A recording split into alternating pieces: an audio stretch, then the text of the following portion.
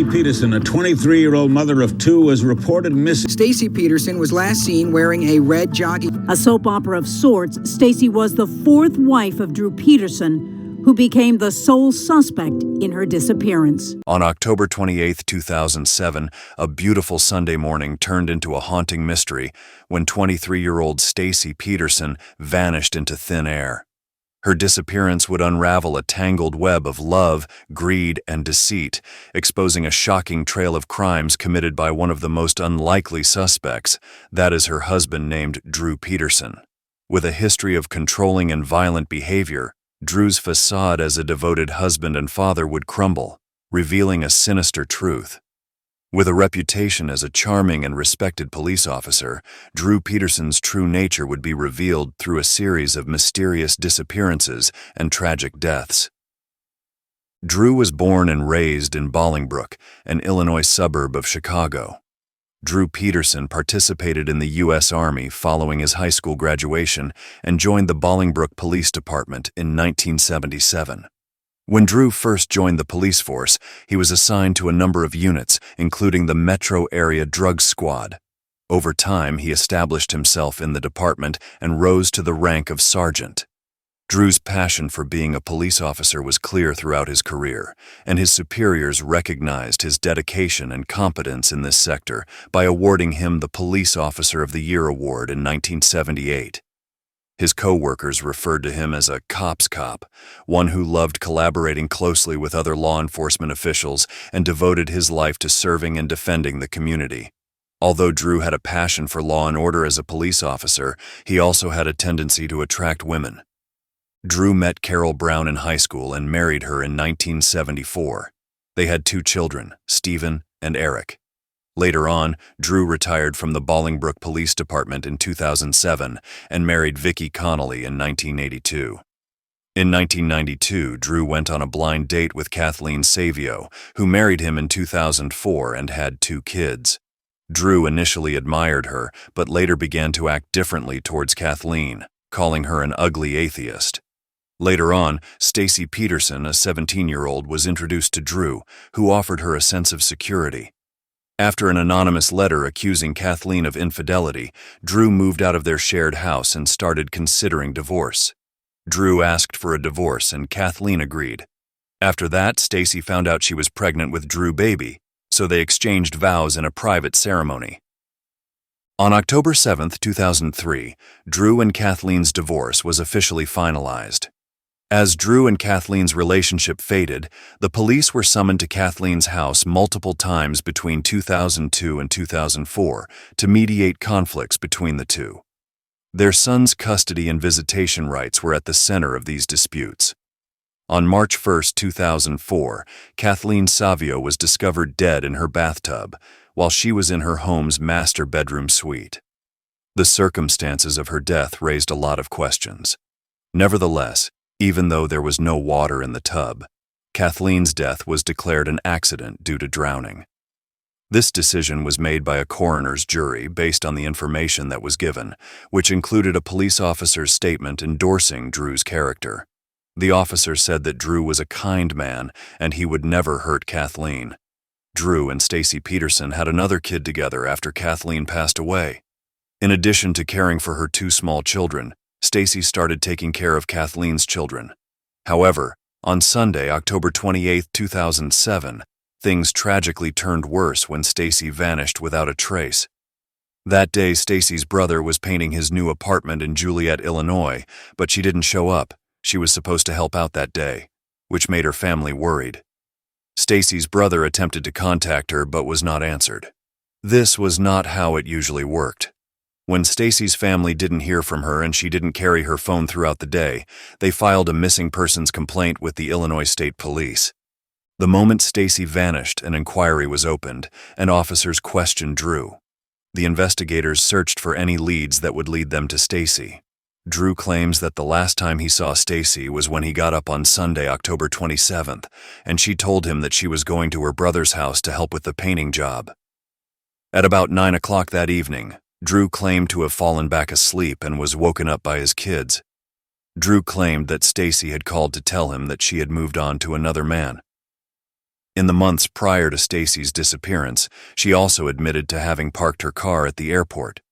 Drew asserted that Stacy had grown more upset following the death of her beloved sister a few months prior, and that Stacy's behavior had changed during this period, leading him to surmise that Stacy had experienced mental health problems. However, Stacy's family members became suspicious due to differences in Drew's story. His assertion that Stacy had abandoned their children and fled with another guy was not taken seriously by Stacy's relatives and friends. They knew deep down that she would never voluntarily leave her kids behind. Moreover, they thought that rather than being an indication of a mental disorder, Stacy's anguish was a normal reaction to the death of her sister. The investigators found it more and more difficult to understand what had happened to Stacy as the investigation went on. After Stacy vanished, everyone was hoping that the young mother would show up again and put an end to the terrible circumstances. As a result, Drew took a leave of absence from the Bolingbroke Police Department. In the end, he decided to retire from his position, which enabled him to get his entire pension. In the early stages of the investigation, several tales and rumors concerning Stacy's disappearance surfaced, but Drew was permitted to keep his pension because he was never found guilty of a crime connected to her abduction. But one thing that was very noticeable was Drew's unshakable position. Throughout the media flurry, he insisted he had nothing to do with her disappearance and insisted he was innocent. Friends and relatives continued to worry about Stacy's location in the interim. They planned searches and put up posters asking the police to assist in finding her all over the city. Many people joined together in the early stages of the search for Stacy, but despite intensive efforts, no sign of the missing woman could be discovered.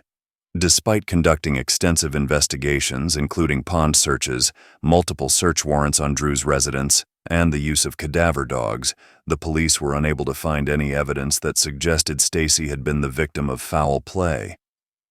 Drew seized every chance to discuss the subject in public. Drew referred to himself as his children's mother, claiming that he had assumed the roles of both parents since Stacy vanished. He made an appearance on Good Morning America with a message for Stacy, begging her to come forward and let the world know where she was. Drew presented himself in the media as a victim. 2 months after she went missing, the police declared that Drew Peterson was the main suspect in the disappearance of Stacy Peterson. Since Drew was previously regarded as a well-respected police officer and a cornerstone of the town, the public was stunned to learn of this revelation. Along with the Stacy disappearance investigation, the authorities also revealed that they were reopening the case of Kathleen Savio, Drew's third wife, who passed away tragically in an unknown manner. On November 13, 2007, Illinois officials were granted permission to exhume Kathleen's body in order to conduct additional investigations. That same day, Drew made an appearance on the Today Show, where he angrily denied any involvement in either tragedy. He also expressed his disbelief that Kathleen's death was being classified as a homicide as the police investigation progressed. Fresh details emerged, presenting a more gloomy image of Drew and Kathleen's connection. Investigators were informed by Kathleen's family members that Drew had threatened to murder Kathleen and staged the death to look like an accident in order to keep half of his pension. This chilling discovery increased people's confidence that Drew was capable of executing such horrible abuses. In addition, Kathleen's body was re-examined by the medical examiner, who found evidence of homicide, going against the first hypothesis that her death was unintentional. Drew was somewhat aback by this revelation, as he had been defending his innocence throughout. Drew told the reporters that he was shocked by the medical examiner's conclusions.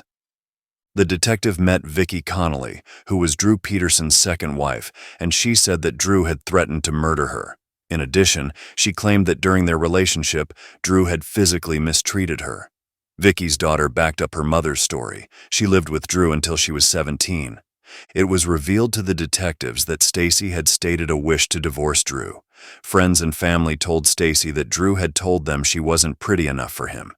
Because of this, Stacy had tried several cosmetic enhancement operations, such as getting braces on her teeth, LASIK surgery, a tummy tuck, and breast implants in an effort to appeal to males. Her desire to live up to Drew's expectations and win his approval was what motivated her to take these actions. Despite everything, Drew's resentment and jealousy towards Stacy remained, fueled by her innocent interactions with others. Because of his intense possessiveness, Drew thought Stacy was unfaithful to him all the time. He therefore went to her workouts to watch over her and make sure she was safe. Thomas Murphy, Drew's stepbrother, stepped forward with important information. Thomas claimed he assisted Drew in loading a big blue barrel which felt warm to the touch into Drew's SUV, and he then drove it to an unidentified place. Thomas's story was supported by Rick Mims, a friend of Drew's, who acknowledged that in 2003, he and Drew bought 3 blue 55-gallon plastic barrels from their workplace. Rick Mims also gave the investigating detectives pictures of these barrels. Drew's legal representative questioned the validity of Thomas's statement, claiming that he had a past of substance misuse. Cassandra, Stacy's sister, thought it was imperative to put Drew Peterson through a lie detector exam in relation to his purported participation in Stacy's abduction. However, his lawyer turned down her request. The lawyer's choice to keep Drew away from taking a lie detector test added fuel to rumors and mistrust about his role in the case. As time went on and Stacy Peterson didn't turn up, Drew Peterson grew narcissistic and egocentric. His big ego made him hire someone to manage how people see him. Moreover, a year after Stacy vanished, in December 2008, Drew got engaged to 24-year-old Christina Rains. It was an unusual connection between Christina and Drew. On national television, Christina publicly professed her love for Drew, saying that they had a great time together, and that she thought he had done nothing wrong in relation to the murder of his third wife and the disappearance of his fourth. Christina expressed her happiness to be by Drew's side and reiterated her support for him. She played down any worries about his legal issues and presented them as a sincere and loving couple. Eventually, Drew and Christina broke up, which led to many people saying that their engagement was just a trick to keep Drew in the news. Later on, Christina would acknowledge that she thought their engagement was a PR stunt. The breakdown of their relationship revealed more about the nature of their bond and brought to light Drew's narcissistic characteristics and willingness to sway public opinion to his advantage. On May 7, 2009, Drew Peterson was detained and accused of killing his then-wife Kathleen Savio after a grand jury indicted him. Despite being arrested, Drew's bail was set at $20 million. He insisted on his innocence, made light of the circumstance, and stayed calm. Drew enlisted the services of a formidable legal group known as the Dream Team to represent him. Drew was put on trial in 2012 for Kathleen's murder. The prosecution claims that Drew killed his former spouse and disposed of her remains in a bathtub after she passed away. Given that Kathleen passed away in the middle of a divorce settlement proceeding, the timing of her death seemed suspect. Part of the deal was that Kathleen would get half of Drew's pension. The period of Kathleen's death and its relevance to the divorce proceedings were highlighted in evidence that the prosecutor gave to the jury. Although hearsay testimony is typically not permitted in court, the particular circumstances surrounding Kathleen Savio's death allowed a pastor to testify that he had once during their marriage had consultations with Drew and his wife Stacy. They contended that Drew's actions were driven by greed and a desire to maintain control over his assets. They had met for coffee the weekend before Stacy vanished, and it was during that talk with the pastor that Stacy confessed in him that the weekend Kathleen Savio passed away, Drew returned home wearing all black and threw women's clothes into the washing machine. The pastor was also informed by Stacy that Drew had admitted to killing Kathleen by striking her in the head with a police baton and placing her body in the bathtub. Stacy went on to say that Drew had informed her that when the police came to interview them, she would have to tell lies. The judge decided that Stacy's words to the pastor qualified as hearsay, therefore they may be admitted into evidence. The pastor's testimony about Stacy's confession and the circumstances surrounding Kathleen's death finally resulted in Drew's conviction for her murder. He received a 38-year prison sentence. The courtroom was tense and anticipatory during Drew's sentencing hearing when he lost all self-control and launched into a tirade that lasted for more than 30 minutes. Drew was furious with Jim Glasgow, who was the prosecutor. He threw a tantrum of insults and charges, holding the prosecutor responsible for all the misfortunes in his life. This rant went on without stopping. Drew portrayed Jim Glasgow in a negative light, accusing him of deceit, manipulation, and corruption as he let out his frustrations and rage. Drew continued to express his frustrations, perhaps believing that Jim Glasgow was the only person to blame for his current circumstances. Drew Peterson was imprisoned at Menard Prison in South Illinois following his conviction, and his substantial pension was terminated. Although Peter challenged his conviction, his attempts to change the outcome have not been successful thus far. The appellate court maintained Drew's conviction from his time at Menard Prison when it was claimed that he attempted to kill the prosecutor by another prisoner. Drew proposed to have Glasgow killed for $10,000, but the prisoner told his lawyer about Drew's scheme, and the lawyer called the police. By attaching a wire to the prisoner, the police were able to videotape their interactions with Drew. Drew Peterson received a further 40 years in prison after being found guilty of soliciting murder for pay. This additional sentence removed all chance of his parole in the near future and further cemented his status as a convicted felon. The case of Stacy Peterson's disappearance is still unresolved, and Drew is still the major suspect. The friends and family of Stacy are still fighting for justice for their lost loved one. They have faith that Drew will eventually admit to killing Stacy and identify the scene. Nevertheless, one of Drew's elder sons has voiced doubts about the possibility that his father would disclose the truth. Despite Drew's resistance to cooperating, he feels that his father wants to die a martyr and that Stacy's friends and family would never give up on finding the truth and pursuing justice. In May 2022, Joel Brodsky, Drew Peterson's former lawyer, was said to be thinking about sharing private information that was supposed to be kept secret under attorney-client privilege. This ruling has generated discussion on the ethics of revealing private information and the possible repercussions among the general public and legal experts. Cassandra, Stacy's sister, has expressed dissatisfaction over Joel Brodsky's potential legal repercussions for disclosing private information. Joel Brodsky is now bound by a gag order that prevents him from disclosing any private information Drew Peterson has communicated with him, but Cassandra has made it plain that she stands behind him and will encourage his actions if he chooses to come forward with any evidence surrounding the disappearance of Stacy. It's unclear if Joel Brodsky genuinely knows anything about Stacy Peterson's location, despite his assertions to the contrary. Joel Brodsky said, "I know everything about both of his wives. I regret that Stacy Peterson is still missing and that Drew Peterson continues to shirk accountability. I'm considering telling what occurred to Stacy and where she is." The possible release of private data gives rise to moral and legal questions. The goal of the attorney-client privilege is to safeguard the privacy of any communications that take place between an attorney and their client. Joel Brodsky, Andrew Peterson, Cassandra, and Stacy's sister are all at risk of severe repercussions from any violation of this privilege, yet she never gives up on the possibility of locating her sister's remains. Years have passed since Stacy vanished, but Cassandra is still committed to finding the truth and providing her family with closure. In a recent expedition, Cassandra used a novel tool that involved using a remote-controlled vehicle fitted with sonar equipment. In an unprecedented move, Cassandra ventured deep into the murky waters of an Illinois canal, and she believes she has discovered an important find. Court TV reports that a still image from a video that was taken by the previously described remote-controlled car appears to show a skull, wall, and a few bones buried in the canal's bottom. In an official statement, the Illinois State Police, who are in charge of the investigation into Stacy's disappearance, acknowledged the significance of each reliable lead. Cassandra put her money into specialized technology, which kept getting better and eventually made it possible for her to import the required supplies from Alaska. When she brought the police her most recent find, they informed her that they had just discovered a rock and proclaimed the area clear after doing a dive in the vicinity.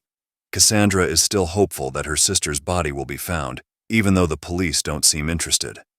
Cassandra started an online fundraiser to raise money to get the remains out of the canal and back onto the search route. Cassandra claims that her only want is for Stacy to be at peace. In order to give her loved ones closure and an opportunity to say goodbye, she wants her sister to have a dignified funeral.